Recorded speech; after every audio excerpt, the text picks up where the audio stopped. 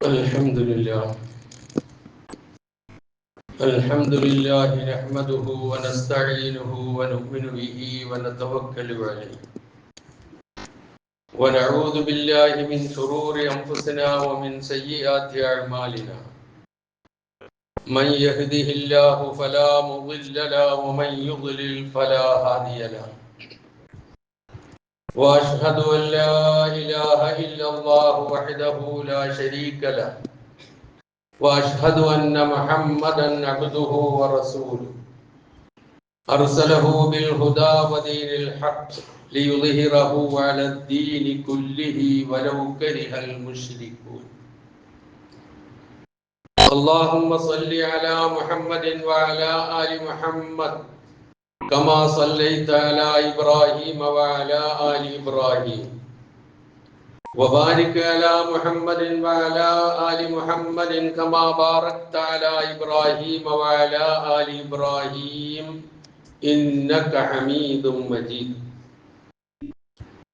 أما بعد فإن خير الكلام كلام الله وخير الهدي هدي محمد صلى الله عليه وسلم وشر الأمور محدثاتها وكل محدثة بدعة وكل بدعة ضلالة وكل ضلالة في النار يا أيها الذين آمنوا اتقوا الله حق تقاته ولا تموتن إلا وأنتم مسلمون يا أيها الناس اتقوا ربكم الذي خلقكم من نفس واحدة وخلق منها زوجها وبث منهما رجالا كثيرا ونساء واتقوا الله الذي تساءلون به والأرحام إن الله كان عليكم رقيبا يا أيها الذين آمنوا اتقوا الله وقولوا قولا سديدا يصلح لكم أعمالكم ويغفر لكم ذنوبكم ومن يطع الله ورسوله فقد فاز فوزا عظيما أعوذ بالله من الشيطان الرجيم بسم الله الرحمن الرحيم سبحان الذي أسرى بعبده ليلا من المسجد الحرام إلى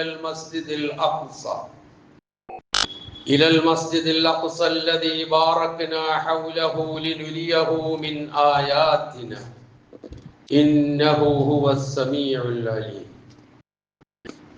സഹോദരന്മാരെ സഹോദരികളെ ജീവിതത്തിന്റെ എല്ലാ മേഖലകളിലും അള്ളാഹുവിന്റെ നിയമനിർദ്ദേശങ്ങൾ പാലിച്ചുകൊണ്ട് ജീവിക്കുവാൻ കൽപ്പിക്കപ്പെട്ടവരാണ് ഞാനും നിങ്ങളും എന്ന് ഉണർത്തുന്നു. നാം ഏവരെയും അല്ലാഹു സുബ്ഹാനഹു വ തആല കുറ്റമറ്റ ജീവിതം നയിച്ച് മുത്തഖികളും മുവഹിദുകളുമായി ജീവിച്ച് മരണപ്പെടുന്ന അവന്റെ ഇഷ്ടദാസന്മാരുടെ കൂട്ടത്തിൽ നാം ഏവരെയും അല്ലാഹു ഉൾപ്പെടുത്തുമാറാകട്ടെ എന്ന് പ്രാർത്ഥിക്കുകയും ചെയ്യും. വിശുദ്ധ ഖുർആനിലെ 17-ാം അധ്യായം അൽ ഇസ്രാ, അതിലെ 1-ാമത്തെ വചനമാണ് ഞാൻ ഓതിവെച്ചത്. സൂറത്തുൽ ഇസ്രായിന് 3 പേരുകളാണുള്ളത്. ഒന്ന് ബനു ഇസ്രായീൽ, ഇസ്രായേൽ സന്തതികളുടെ പല ചരിത്രങ്ങളും പല സ്ഥലങ്ങളിലും പരാമർശിച്ചിരിക്കുന്നത് കൊണ്ട് ബനു ഇസ്രായീൽ എന്നതിന് പേരുണ്ട്. രണ്ടാമത്തെ പേര് സുബ്ഹാൻ എന്നാണ്. സുബ്ഹാനല്ലദീ എന്ന് തുടങ്ങുന്നത് കൊണ്ടായിരിക്കാം ആ പേര്. മൂന്നാമത്തെ പേരാണ് ഇസ്രാ എന്നുള്ളത്. അതാണ് സർവ്വസാധാരണയായി ഉപയോഗിക്കപ്പെടാറുള്ള പേര്. അത് ഈ ഓതി വെച്ച അസ്റാ ബി അബ്ദിഹി എന്ന വാക്കുമായി ബന്ധപ്പെട്ടത് തന്നെയുമാണ്.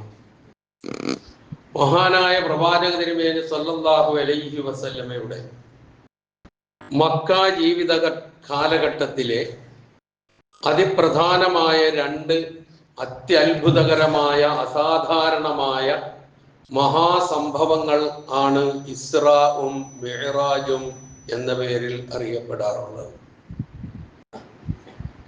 അതിൽ ഇസ്രായിലേക്ക് വിരൽ ചൂണ്ടുന്ന വചനമാണ് സൂറത്തുൽ ഇസ്രായിലെ 1-ാമത്തെ വചനം.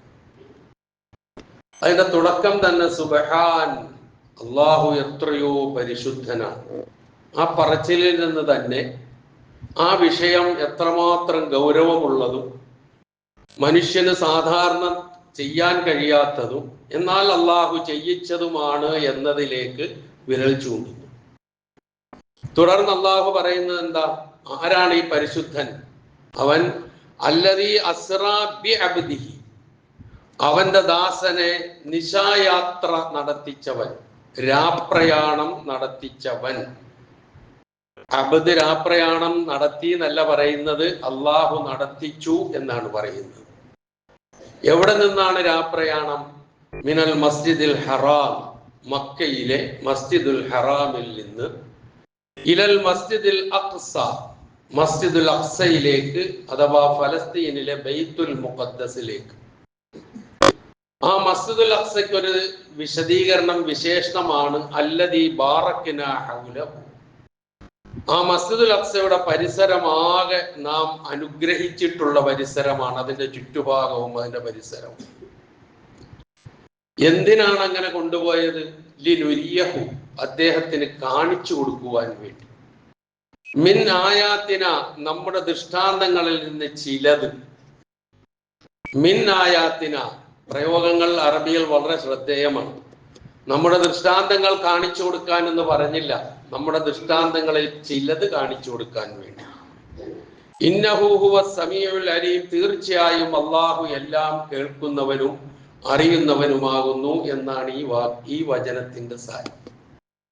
ഇതിൽ പരാമർശിച്ച അല്ലദീ അസ്റാ ബി അബ്ദിഹി ലൈലൻ മിനൽ മസ്ജിദിൽ ഹറാമി ഇലൽ മസ്ജിദിൽ അഖ്സ എന്നുള്ളതാണ് ഇസ്റാ എന്ന് പറയുന്നത്.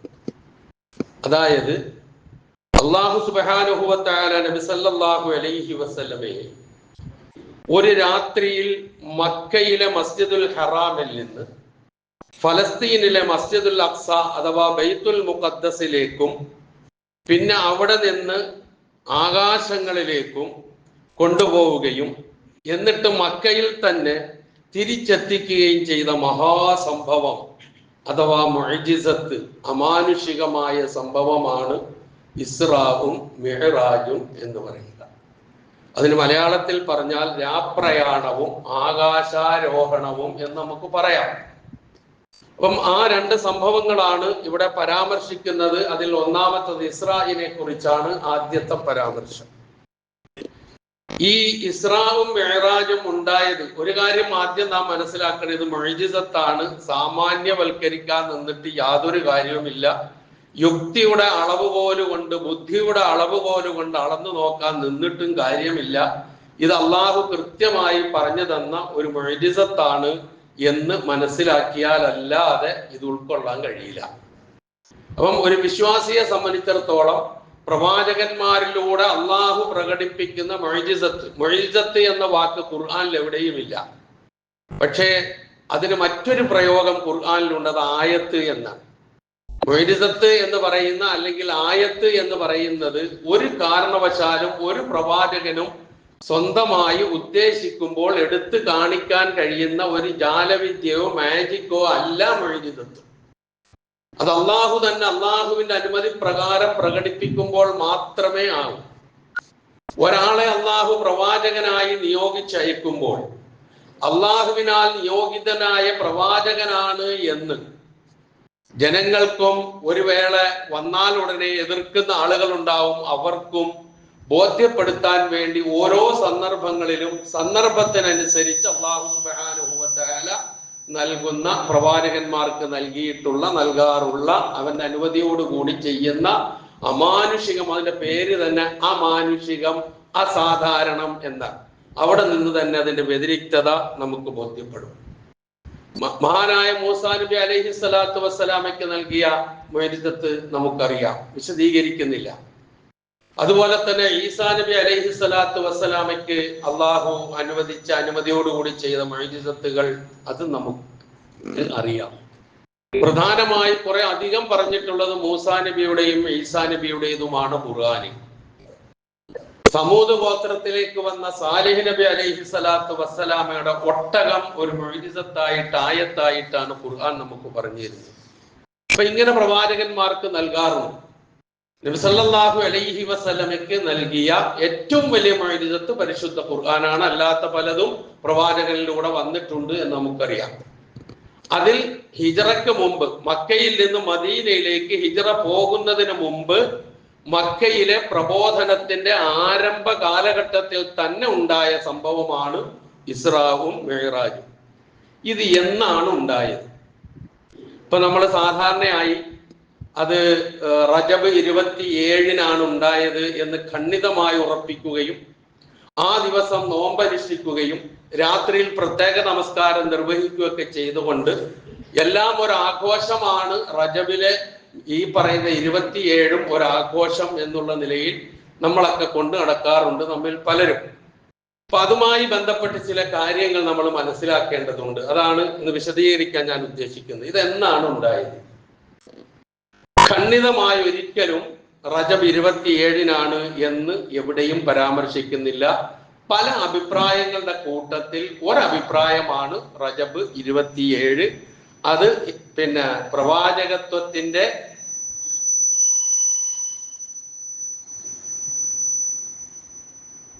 പ്രവാചകത്വത്തിന്റെ 10ാം വർഷം റജബ് 27 എന്നാണ് ഒരഭിപ്രായം.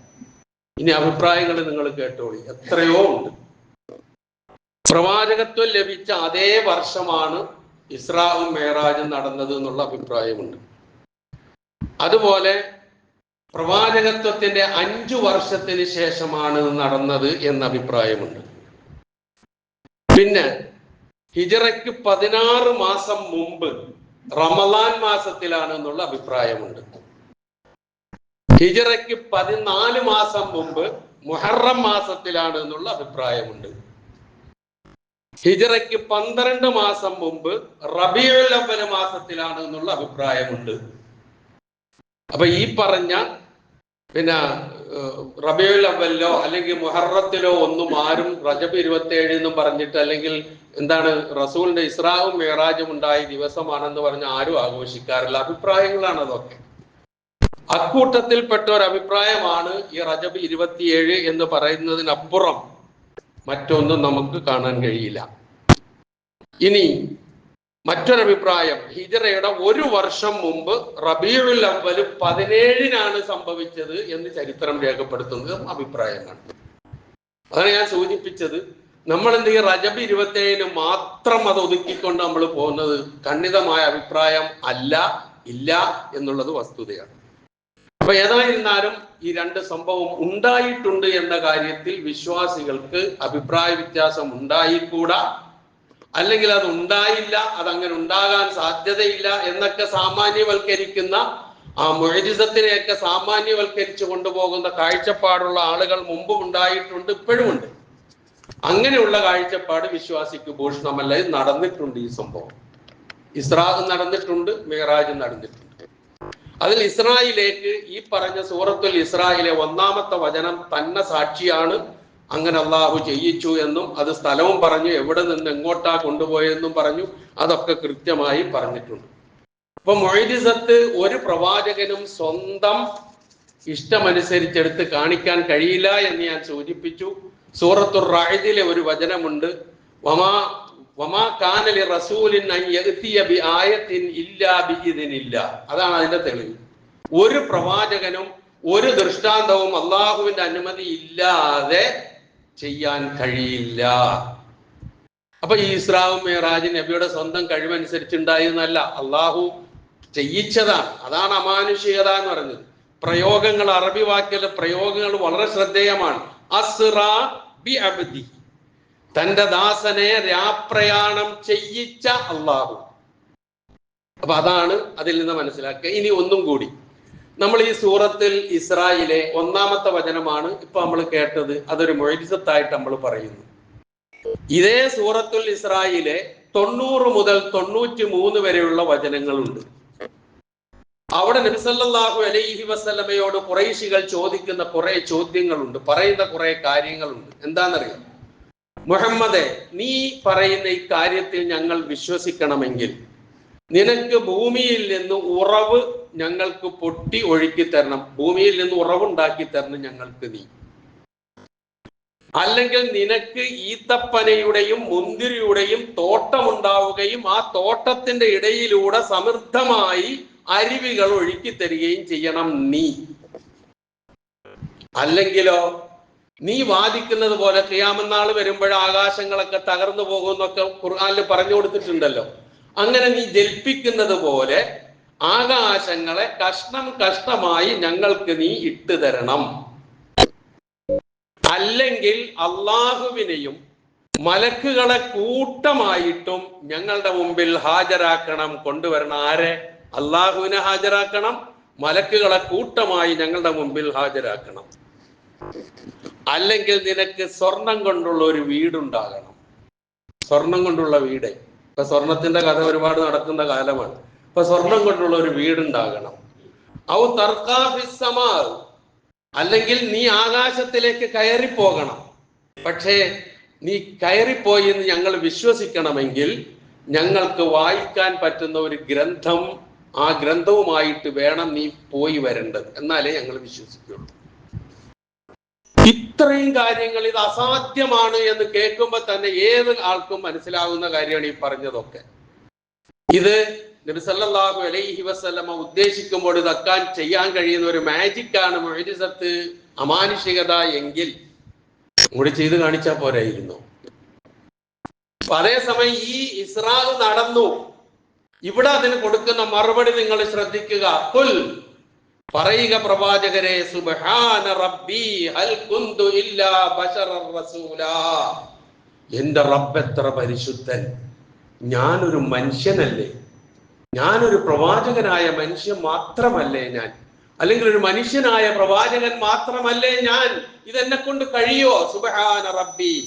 അതാണ് മുഅ്ജിസത്ത് ഉദ്ദേശിക്കുമ്പോൾ, ആവശ്യപ്പെടുമ്പോൾ എടുത്തു കാണിക്കാൻ പറ്റുന്ന കാര്യമേ അല്ല എന്ന് മനസ്സിലാക്കുന്നതിന് ഇതേ സൂറയിൽ തന്നെ ഒന്നാമത്തെ വചനം മുഅ്ജിസത്ത് എന്താണെന്ന് പഠിപ്പിക്കുന്നു. എന്നാൽ 90 മുതൽ 93 വരെയുള്ള വചനങ്ങൾ ആ മുഅ്ജിസത്ത് സ്വന്തം ചെയ്ത് കാണിക്കാൻ കഴിയില്ല എന്നും പഠിപ്പിക്കുന്നു. ഒരേ അധ്യായത്തിൽ തന്നെ 2 കാര്യങ്ങൾ അല്ലാഹു സുബ്ഹാനഹു വ തആല പഠിപ്പിക്കുന്നു എന്നുള്ളത് നാം മനസ്സിലാക്കുക. ആകട്ടെ, അപ്പൊ ഈ ഒന്നാമത്തെ വചനമാണ് ഇസ്രായിനെ സൂചിപ്പിക്കുന്നത്. അപ്പൊ മിഅ്റാജിനെ സൂചിപ്പിക്കുന്നതോ? അതും വേണമല്ലോ.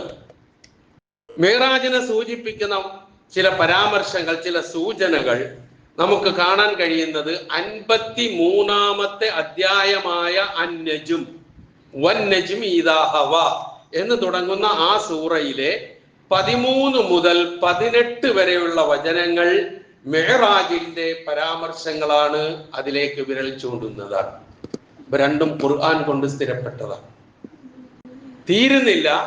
മിഅ്റാജുമായി ബന്ധപ്പെട്ട എത്രയോ ഹദീസുകൾ, ദീർഘമായ ഹദീസുകൾ, ഖുർആൻ കഴിഞ്ഞാൽ ഏറ്റവും സ്വീകാര്യോഗ്യമായ ബുഖാരിയും മുസ്ലിമും പോലെയുള്ള മുഹദ്ദിസുകൾ റിപ്പോർട്ട് ചെയ്തതും അല്ലാത്തതുമായ ഒരു പിടി ഹദീസുകൾ, ദൈർഘ്യമുള്ളത്, വാചകങ്ങളിൽ അങ്ങോട്ടും ഇങ്ങോട്ടും ചെറിയ മാറ്റങ്ങളുള്ളത്, വളരെ ചെറുത് തുടങ്ങിയിട്ടുള്ള ഒരു പിടി ഹദീസുകൾ മിഅ്റാജുമായി ബന്ധപ്പെടുത്തി പരാമർശിക്കുന്നുമുണ്ട്. അതുകൊണ്ട് ഒരു വിശ്വാസിക്ക് ഇത് വിശ്വസിക്കാതിരിക്കാൻ കഴിയില്ല, സാമാന്യവൽക്കരിക്കാൻ ഒട്ടും കഴിയില്ല.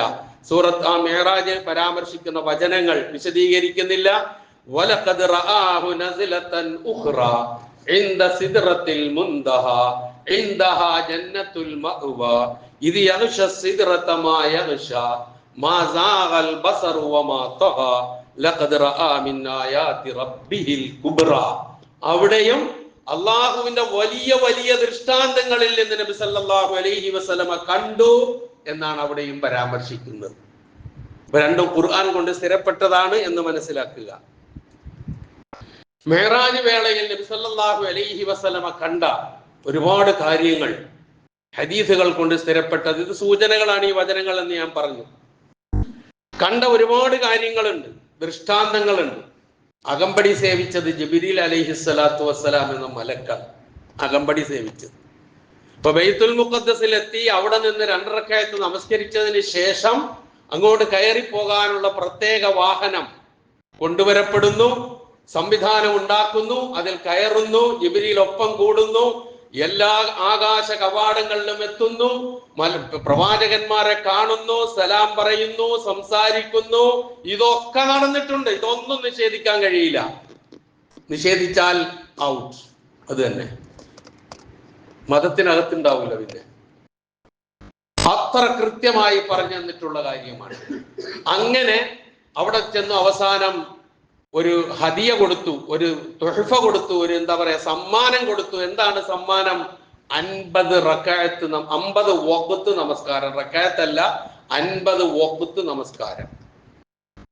5 കഴിയുന്നില്ല നമുക്ക്, എന്നിട്ടല്ലേ 50. അതുമായി വന്നപ്പോഴാണ് മൂസാ നബി പറഞ്ഞത്, പറ്റൂല മുഹമ്മദ് നബിയെ, ഇത് നിന്റെ ഉമ്മത്തിനെ കൊണ്ട് ഇത് കഴിയില്ല. അങ്ങനെ 8, 9 പ്രാവശ്യം അള്ളാഹുവുമായി ആശയവിനിമയം നടത്തി 45 കുറപ്പിച്ച് 5 ആക്കി തന്നു. എന്നിട്ട് 5 50ന്റെ പ്രതിഫലമാണെന്നും പഠിപ്പിച്ചു. നമ്മളൊക്കെ ചെയ്യാറുള്ള 5 വഖ്ത് നിസ്കാരമില്ലേ, അത് 50 വഖ്ത് നിസ്കാരത്തിന്റെ പ്രതിഫലമുള്ളതാണ്, അല്ലെങ്കിൽ ആ പദവി ഉള്ളതാണ് എന്നുള്ളത് തിരിച്ചറിയുക. അത് നേടി വന്നതിന് ശേഷം നേരെ തിരിച്ച് അല്ലാഹു സുബ്ഹാനഹു വ തആല മക്കയിൽ തന്നെ കൊണ്ടുവന്നാക്കി. ഇതാണ് ഇസ്രാവും മിഅ്റാജിന്റെ സംഭവമേ, ചരിത്രമേ പറയുന്നില്ല. ഇനിയാണ് നമ്മൾ ആലോചിക്കേണ്ടത്. ഈ സംഭവം കഴിഞ്ഞ്, അതായത് മക്കയിൽ നിന്ന് ഹറാമിൽ നിന്ന് മസ്ജിദുൽ അഖ്സയിലെത്തി, അവിടെ നിന്ന് ആകാശാരോഹണവും കഴിഞ്ഞ് തിരിച്ചു വന്ന് മക്കയിലെത്തിയ ആള് എത്തിച്ചു. അല്ലാഹു എത്തിച്ചു കഴിഞ്ഞപ്പോൾ നബി സല്ലല്ലാഹു അലൈഹി വസല്ലമയ്ക്ക് ഇത് ആരെങ്കിലുമായിട്ട് ഒരു ആശയവിനിമയം നടത്തണം ഈ വിഷയം എന്ന് തോന്നി. ആരും അറിഞ്ഞില്ലല്ലോ സംഭവം. അപ്പൊ നമുക്ക് തോന്നിയേക്കാ സ്വപ്നമായിരിക്കണം. സ്വപ്നത്തിൽ കാണാൻ ഇത്ര വലിയ മൊയ്ജിസത്തൊന്നും ആകേണ്ട ആവശ്യമില്ല. നമ്മളെന്തെല്ലാം സ്വപ്നം കാണുന്നില്ലേ, എവിടെല്ലാം നമ്മൾ പോണ ആകാശത്തേക്ക് സ്വപ്നത്തിൽ. അതുകൊണ്ട് സ്വപ്നമാണെന്ന് പറഞ്ഞ് നിന്നെ നിസ്സാരവൽക്കരിക്കാൻ പറ്റില്ല. അങ്ങനെ ആയാൽ ഇത് മൊയ്ജിസത്താകുകയുമില്ല. അപ്പൊ ഏതായിരുന്നാലും അവിടെ വന്ന് ആദ്യം തന്നെ നബി സല്ലല്ലാഹു അലൈഹി വസല്ലമ ഈ സംഭവം പോയി പറയുന്നത് ഉമ്മു ഹാനി എന്ന് പറയുന്ന സഹാബാ സ്ത്രീയോടാണ്. അതെന്താ ഉമ്മു ഹാനിയോട് ആദ്യം പറയാൻ കാരണം? ഉമ്മു ഹാനി സഹാബാ സ്ത്രീയാണ്. അതിനേക്കാൾ ഉപരി പിതൃവ്യനായ അബൂ താലിബിന്റെ മകളാണ്.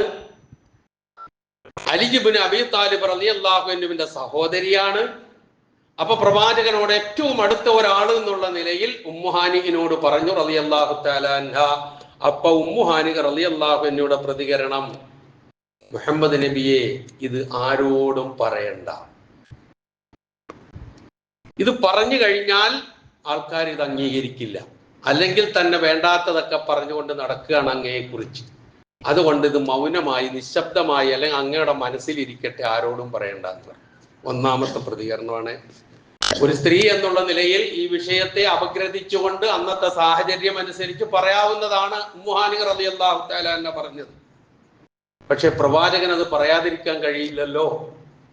അത്യത്ഭുതകരമായ സംഭവം എന്നിലൂടെ ഉണ്ടായിരിക്കുന്നു, അത് മൂടി വെക്കാനുള്ളതല്ല. അങ്ങനെ റസൂല് വീട്ടിൽ നിന്ന് പുറത്തേക്ക് ഇറങ്ങി കഅബയെ ലക്ഷ്യം വെച്ച് നീങ്ങി.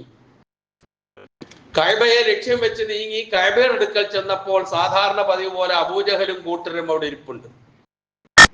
മുഹമ്മദ് നബി സല്ലല്ലാഹു അലൈഹി വസല്ലമ പ്രവാചകൻ ആയതിനു ശേഷം എപ്പം മുഹമ്മദ് നബി സല്ലല്ലാഹു അലൈഹി വസല്ലമ കഅബയുടെ പരിസരത്തേക്ക് എത്തിയാലും അബൂജഹൽ ഒരു പരിഹാസത്തോടു കൂടി ഒരു ചോദ്യം ഉണ്ട്. അല്ല മുഹമ്മദേ, ഇന്ന് എന്തെങ്കിലും പുതിയ വാർത്തയുണ്ടോ നിനക്ക് ഞങ്ങളോട് പറയാൻ? കളിയാക്കിക്കൊണ്ട് ചോദിക്കുന്നതാ, പരിഹസിച്ചുകൊണ്ട് ചോദിക്കുന്നതാ. അപ്പൊ അന്നും ചോദിച്ചു, എന്താ മുഹമ്മദേ, വല്ല പുതിയ വാർത്തയുണ്ടോ? ഉണ്ടല്ലോ എന്ന് പറഞ്ഞിട്ട് നബി സല്ലല്ലാഹു അലൈഹി വസല്ലമ ഇന്നലെ രാത്രി ഇങ്ങനെ ഒരു സംഭവം ഉണ്ടായി എന്ന് പറഞ്ഞപ്പോഴേക്കും അപഹസിച്ച്, പുച്ഛിച്ച്, പരിഹസിച്ച്, കൈകൊട്ടി ചിരിച്ച് തള്ളിക്കളഞ്ഞു. എന്നിട്ട് അബൂജഹൽ ചോദിച്ചു, അല്ല മുഹമ്മദ്, നീ പറഞ്ഞത് ശരിയാണോ? ആ ശരിയാണ്. ഞാൻ നിന്റെ ആൾക്കാരെയൊക്കെ ഒന്ന് വിളിച്ചു കൂട്ടട്ടെ ഇവിടെ, നീ ഇതേപോലെ പറയുമോ? ഞാൻ പറയും. അങ്ങനെ അബൂജഹൽ ആൾക്കാരെ എല്ലാരെയും വിളിച്ചു കൂട്ടി. നബിയുടെ ഒപ്പമുള്ള ആൾക്കാരുമുണ്ട്, നിഷേധികളുമുണ്ട്, എല്ലാവരുമുണ്ട്. അപ്പൊ ഇത് എന്താ നീ പറഞ്ഞത്? സംഭവം വിശദീകരിച്ച ഉടനെ നബിയുടെ ഒപ്പമുള്ള ചില ആളുകൾക്കൊക്കെ മനസ്സിലൊരു അങ്കലാപ്പ്. എന്നാലും ഇതുണ്ടാവും.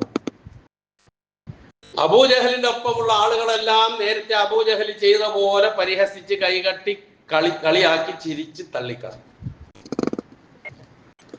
അത് കഴിഞ്ഞു. മൂന്നാമത് നബി സല്ലല്ലാഹു അലൈഹി വസല്ലമ ഈ സംഭവം ചെന്ന് പറയുന്നത് മുത്ഇം ഇബ്നു അദിയ് എന്ന് പറയുന്ന വ്യക്തിയോടാണ്. മാന്യനായ ഒരു ഖുറൈശിയാണ് അദ്ദേഹം. മാന്യനായ ഖുറൈശി എന്ന് പറയാൻ കാരണം നമുക്ക് ഓർമ്മ ഉണ്ടാകണം, പ്രവാചക തിരുമേനി സല്ലല്ലാഹു അലൈഹി വസല്ലമ തന്റെ ഭാര്യയായ ഖദീജ റളിയല്ലാഹു തആല അൻഹയും പിതൃവ്യനായ അബൂ താലിബും മരണപ്പെട്ടതിന് ശേഷം തായിഫിലേക്ക് തന്റെ കുടുംബ ബന്ധമുള്ള ആളുകളുടെ സഹായം കിട്ടുമെന്ന് വിചാരിച്ച് നബി സല്ലല്ലാഹു അലൈഹി വസല്ലം അവിടെ പോയതും എറിഞ്ഞോടിച്ചതും ശരീരത്തിൽ നിന്ന് രക്തം വാർന്നൊഴുകിയതുമായ സംഭവം ഒന്ന് മനസ്സിൽ വരിക. അത് കഴിഞ്ഞ് തിരിച്ച് മക്കയിലെത്തുമ്പോൾ ഖുറൈശികൾ ഒരു കാരണവശാലും മുഹമ്മദിനെ ഇനി മക്കയിൽ കയറ്റുന്ന ഏർപ്പാടില്ല, പോയെടുത്തു പോയിക്കോട്ടെ എന്ന് തീരുമാനിച്ച് നബി സല്ലല്ലാഹു അലൈഹി വസല്ലമയ്ക്ക് എതിരെ ഇങ്ങോട്ട് കടക്കണ്ട എന്നുള്ള രൂപത്തിലുള്ള ഒരു ശൈലി സ്വീകരിച്ച് നിൽക്കുമ്പോൾ ഖുറൈശികളെല്ലാം ഒറ്റക്കെട്ടായി നിൽക്കുകയാണ്. ഈ നബി സല്ലല്ലാഹു അലൈഹി വസല്ലമയോടൊന്ന് പുറപ്പെടുകയും ചെയ്തു, മക്കയിൽ കയറണം. വിവരമറിഞ്ഞ ഈ മുത്ഇം ഇബ്നു അദിയ് എന്ന് പറയുന്ന വ്യക്തി മുസ്ലിം അല്ലിട്ടോ, തിരിച്ചറിഞ്ഞോ? മുസ്ലിമേ അല്ല, ഇസ്ലാം മതം സ്വീകരിച്ചിട്ടില്ല. ഈ മുത്ഇം ഇബ്നു അദിയ് എന്ത് ചെയ്യുന്നു? അദ്ദേഹത്തിന്റെ അരോഗ ദൃഢഗാത്രരായ 4 ആൺമക്കളുണ്ട്. ആ 4 ആൺമക്കളെയും ആയുധധാരികളാക്കി മാറ്റിയിട്ട് ആയുധം ധരിപ്പിച്ചിട്ട് മുത്ഇമും 4 മക്കളും കൂടി ചെന്ന് നബി സല്ലല്ലാഹു അലൈഹി വസല്ലമയെ മക്കയുടെ അതിർത്തിയിൽ നിന്ന് സ്വീകരിച്ച് സുരക്ഷ നൽകി, നിർഭയത്വം കൊടുത്ത് അഭയം നൽകി കൊണ്ടുവന്ന റസൂലിന് ഒത്താശ ചെയ്തു കൊടുത്ത അമുസ്ലിമായ വ്യക്തിയാണ് ഈ മുത്ഇം ഇബ്നു അദിയ്. ഇപ്പോഴും വിശ്വസിച്ചിട്ടില്ല. ആ മുത്ഇം ഇബ്നു അദിയിനോടാണ് പറഞ്ഞത് ഈ സംഭവം ഇങ്ങനെ ഉണ്ടായി. അപ്പൊ അദ്ദേഹത്തിന്റെ പ്രതികരണം നോക്ക്, മുഹമ്മദേ, ഇത് പറയുന്നതിന് മുമ്പ് നീ പറഞ്ഞ എല്ലാ കാര്യങ്ങളും ഞാൻ വിശ്വസിക്കാൻ തയ്യാറാണ്, വിശ്വസിച്ചിട്ടുണ്ട്, അത് വിശ്വസിക്കാൻ എനിക്ക് സാധിക്കുന്നുമുണ്ട്. പക്ഷേ ഇപ്പൊ നീ പറഞ്ഞ സംഭവം ഉണ്ടല്ലോ, ഇന്നലെ രാത്രിയിൽ ഇങ്ങനെ സംഭവിച്ചു എന്ന് പറഞ്ഞ ഈ സംഭവം എനിക്ക് വിശ്വസിക്കാൻ പ്രയാസമുണ്ട് എന്ന് തീർത്തു പറഞ്ഞു. ഇത് മൂന്നും കഴിഞ്ഞതിന് ശേഷം ഖുറൈശികൾ അവസാനം ഇനി ഇത് ഒരു കുത്തിത്തിരിപ്പ് എവിടെങ്കിലും ഉണ്ടാക്കണമല്ലോ, അതിനുവേണ്ടി ഖുറൈശികൾ നേരെ പോയത് അബൂബക്കർ ഇബ്നു അബീ ഖുഹാഫയുടെ വീട്ടിലേക്കാണ്. അബൂബക്കർ റളിയല്ലാഹു അൻഹു നബി സല്ലല്ലാഹു അലൈഹി വസല്ലമയുടെ സന്തത സഹചാരിയാണ്. പ്രവാചകൻ ലാ ഇലാഹ ഇല്ലല്ലാഹ് പറഞ്ഞപ്പോൾ ഏറ്റവും ആദ്യം വിശ്വസിച്ച ആളാണ്. അങ്ങനെ ഒരുപാട് എണ്ണിയാലൊടുങ്ങാത്ത ഗുണങ്ങളും വിശേഷണങ്ങളുമുള്ള മഹാനായ അബൂബക്കർ സിദ്ദീഖ് റളിയല്ലാഹു അൻഹുവിന്റെ, അന്ന് സിദ്ദീഖ് എന്ന പേരില്ല, അബൂബക്കർ റളിയല്ലാഹു അൻഹുവിന്റെ വീട്ടിലേക്ക് ഖുറൈശികൾ ചെന്ന് വീടിൽ മുട്ടി വിളിച്ച് ഉണർത്തി കഴിഞ്ഞതിന് ശേഷം അദ്ദേഹത്തോട് പറഞ്ഞു, നിന്റെ കൂട്ടുകാരനില്ലേ മുഹമ്മദ്, ദേ ഇങ്ങനൊരു സംഭവം പറയുന്നു, ഇന്നലെ രാത്രി അവൻ മക്കയിൽ നിന്ന് പോയേലോ, പിന്നെ ബൈത്തുൽ മുഖദ്ദസിൽ എത്തിയേലോ, അവിടെ നിന്ന് മേപ്പോട്ട് കയറിയേലോ എന്നൊക്കെ പറഞ്ഞിട്ടുള്ള ഒരു ശൈലിയിൽ പരിഹസിച്ച് പുച്ഛഭാവത്തിലാ പറയുന്നത്. നീ എന്ത് പറയുന്നു എന്ന് ചോദിച്ചു. എന്താ നിന്റെ അഭിപ്രായം? അബൂബക്കർ റളിയല്ലാഹു അൻഹു പറഞ്ഞു, മുഹമ്മദ് അങ്ങനെ പറഞ്ഞു എങ്കിൽ ഞാൻ ഇതാ സത്യപ്പെടുത്തിയിരിക്കുന്നു, വിശ്വസിച്ചിരിക്കുന്നു, എനിക്ക് ഒട്ടും സംശയമില്ല.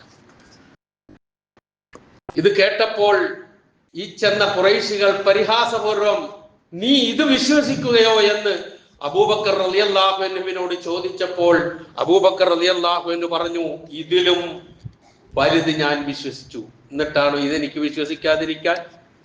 എന്താണ് ഇതിലും വലുത് ഞാൻ വിശ്വസിച്ചത് എന്ന് പറഞ്ഞത്? എന്താ? മുഹമ്മദിന് ആകാശത്ത് നിന്ന് വഹ്യ് ലഭിക്കുന്നു, നിമിഷ നേരം കൊണ്ട് ഓരോ നിയമങ്ങൾ, ഓരോ വാർത്തകൾ വരുന്നു, അള്ളാഹുവിൽ നിന്ന് കിട്ടുന്നു എന്ന് മുഹമ്മദ് പറഞ്ഞത് വിശ്വസിച്ചവനാണ് ഞാൻ. പിന്നെ എനിക്കിത് വിശ്വസിക്കാതിരിക്കാൻ എന്താണ് തടസ്സം? വിവരമറിഞ്ഞ നബി സല്ലല്ലാഹു അലൈഹി വസല്ലമ അബൂബക്കർ റളിയല്ലാഹു അൻഹുവിനോട് പറഞ്ഞ വാക്കാണ്, ഇന്നല്ലാഹ സമ്മാക സിദ്ദീഖാ, അള്ളാഹു താങ്കൾക്ക് സിദ്ദീഖ് എന്ന പേരിട്ടിരിക്കുന്നു. പടച്ചവനിട്ട പേരാ സിദ്ദീഖ് അബൂബക്കറിന്. അതാണ് വമൻ യുതിഇല്ലാഹ വറസൂലഹു ഫൗലൈക മഅല്ലദീന അൻഅമ അല്ലാഹു അലൈഹിം മിനൻ നബിയ്യീന വസ്സിദ്ദീഖീന വശുഹദാ വസ്സാലിഹീൻ വഹസുന ഉലൈക റഫീഖ എന്ന സൂറത്തുൻ നിസായിലെ വചനം. അതായിരുന്നു അബൂബക്കർ സിദ്ദീഖ്. അന്ന് മുതലാണ് അബൂബക്കർ സിദ്ദീഖ് റളിയല്ലാഹു അൻഹു ആയി മാറുന്നത്. ഈ ചരിത്രം പിന്നെ ഇബ്നു ഹിഷാമിലും ബിദായ നിദായയിലും ഒക്കെ നമുക്ക് വായിക്കാൻ കഴിയും. ഇങ്ങനെ 4 പ്രതികരണങ്ങൾ നമ്മൾ കേട്ടു. ഇതിൽ ഏത് പ്രതികരണത്തിന്റെ കൂടെയാണ് ഒരു വിശ്വാസി ഉണ്ടാകേണ്ടതെന്ന് മാത്രം ചിന്തിച്ചാൽ മതി. ഒരു സംശയവും വേണ്ട. അബൂബക്കർ സിദ്ദീഖ് റളിയല്ലാഹു അൻഹു എന്തു പറഞ്ഞോ അതാണ് ഈ വിഷയവുമായി ബന്ധപ്പെട്ട് ഒരു വിശ്വാസി വിശ്വസിക്കേണ്ടതും പ്രഖ്യാപിക്കേണ്ടതും. ആ വിശ്വാസവും പ്രഖ്യാപനവും അനുസരിച്ചാണ് നമ്മൾ ഇസ്രാ ഉണ്ടായിട്ടുണ്ട്, മിഅ്റാജ് ഉണ്ടായിട്ടുണ്ട്. റസൂലിന്റെ 2 മുഅ്ജിസത്തുകളാണത്. അള്ളാഹു അത് നടത്തിച്ചു കൊടുത്തിട്ടുണ്ട് എന്നുള്ളതിൽ യാതൊരു സംശയവുമില്ല. അതിൽ എന്തെല്ലാം ഉണ്ടോ അതങ്ങനെ തന്നെ ആമന്നാ വസദ്ദഖ്നാ, ഞങ്ങളിതാ വിശ്വസിച്ചിരിക്കുന്നു, ഞങ്ങളിതാ സത്യപ്പെടുത്തിയിരിക്കുന്നു എന്നുള്ള പ്രഖ്യാപനമാണ് ഒരു വിശ്വാസിയിൽ നിന്നുണ്ടാകേണ്ടത്. ഞാൻ അതാണ് ഈ 4 പ്രതികരണങ്ങൾ സൂചിപ്പിച്ചത്. ഓരോരുത്തരുടെ പ്രതികരണം നമ്മൾ കേട്ടതാണ്. അതിൽ ഏറ്റവും ശ്രദ്ധേയവും ചിന്തനീയവും ഉൾക്കൊള്ളേണ്ടതുമായ പ്രതികരണം അബൂബക്കർ സിദ്ദീഖിൻ്റെത് തന്നെയാണ്. അതാണ് ഖുർആൻ സാക്ഷാത്കരിക്കുന്ന കാര്യം. ഒന്നുകൂടി ഇസ്രാഉം മിഅ്റാജും എന്ന് പറയുന്ന ഈ മഹാ 2 സംഭവങ്ങളും ഉറപ്പാണ്. ഖുർആനിലൂടെയും ഹദീസിലൂടെയൊക്കെ ഒരുപാട് വ്യക്തമാക്കപ്പെട്ട കാര്യമാണ്. വെറും കഥയല്ല, കഥയാണെന്നുള്ള നിലയിൽ കേട്ട് തള്ളാനുള്ളതുമല്ല, ഉൾക്കൊള്ളാനുള്ളതാണ്. ഇതിൽ നിന്നൊക്കെ ഉള്ള പാഠം എന്താണോ ആ പാഠം ഉൾക്കൊണ്ടുകൊണ്ട് ജീവിക്കുക, അംഗീകരിക്കുക എന്നുള്ളതാണ് വിശ്വാസിയുടെ ബാധ്യത. അങ്ങനെയുള്ള വിശ്വാസികളുടെ കൂട്ടത്തിൽ ഉൾപ്പെടാൻ എന്നെയും നിങ്ങളെയും അള്ളാഹു അനുഗ്രഹിക്കുമാറാകട്ടെ.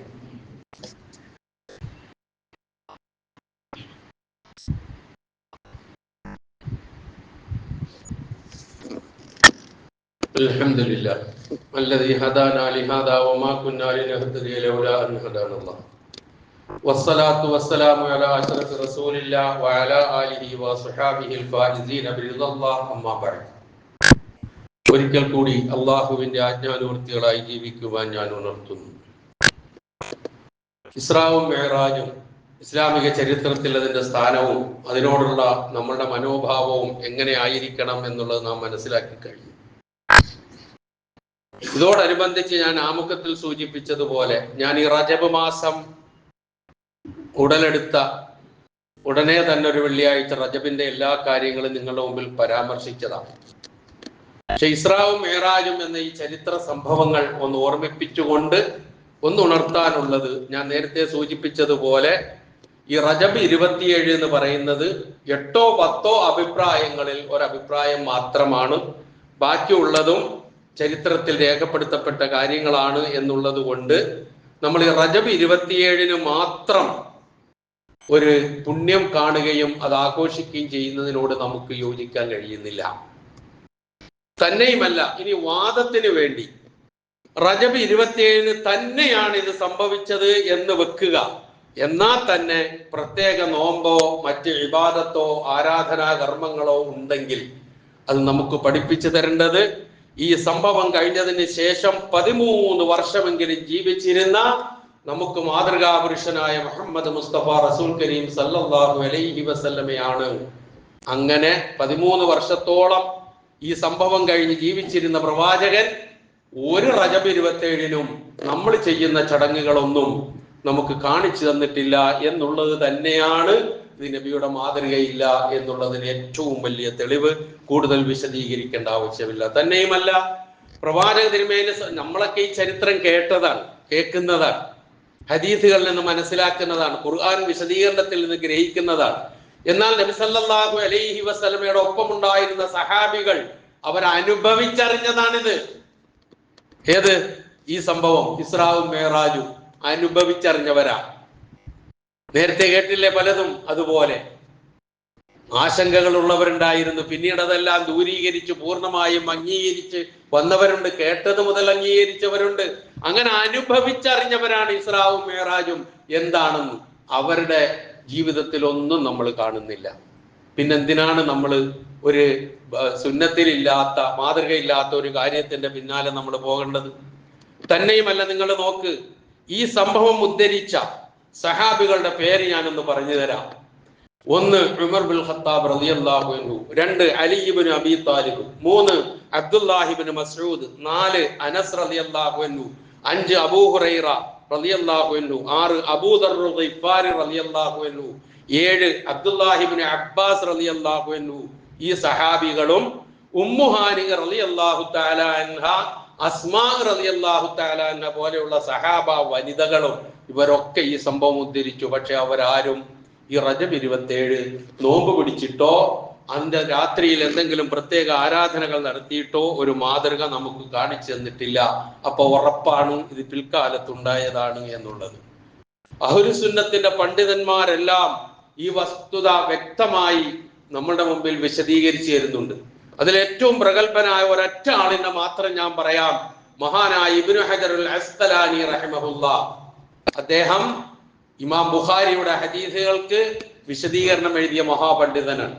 ആ ഇബ്നു ഹജറുൽ അസ്ഖലാനി റഹിമഹുല്ലാഹ് ഈ വിഷയവുമായി, ഈ റജബിലെ പ്രത്യേക നോമ്പും ആരാധനാ കർമ്മങ്ങളുമായി ബന്ധപ്പെട്ട് അദ്ദേഹത്തിന്റെ ഒരു ഗ്രന്ഥമുണ്ട്.